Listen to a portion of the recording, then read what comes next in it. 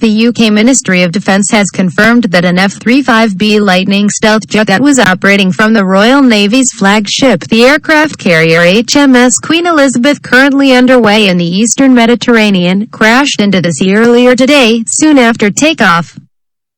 Details are still limited, but the British pilot was able to eject safely and has been returned to the ship.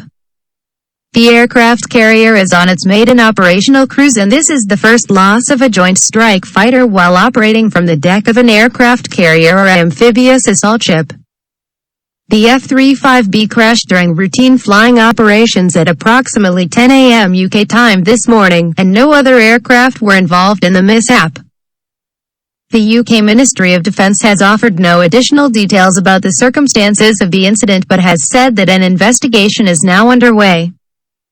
HMS Queen Elizabeth is back in the Mediterranean, having just recently transited north through the Suez Canal after having sailed to the Asia-Pacific region as part of Carrier Strike Group 21, or CSG-21, earlier this year, during a 26,000 nautical mile cruise that plans to take in visits to 40 nations, as well as various bilateral and multinational exercises.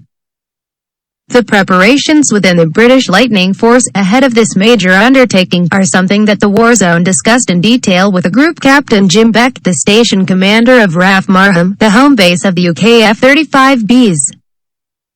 Prior to this mishap, the carrier had a contingent of 8 F-35Bs from the Royal Air Force's No. 617 Squadron, the Dambusters, on board.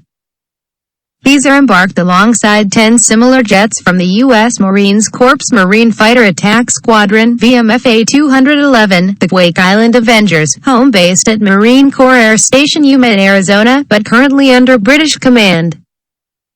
As well as HMS Queen Elizabeth, the Royal Navy elements of CSG-21 consist of the Type 45 destroyers HMS Diamond and HMS Defender, the Type 23 class frigates HMS Kent and HMS Richmond, the replenishment tanker RFA Tide Spring, the fleet tanker RFA Fort Victoria, and an undisclosed Royal Navy Astute-class nuclear attack submarine.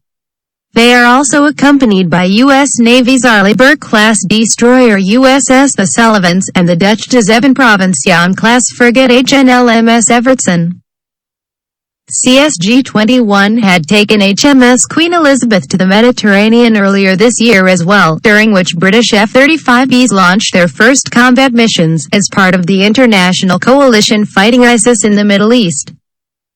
This was the first time that a Royal Navy warship embarking fixed-wing aircraft had taken part in combat operations since HMS Illustrious took part in the UK response to the crisis in Sierra Leone in 2000.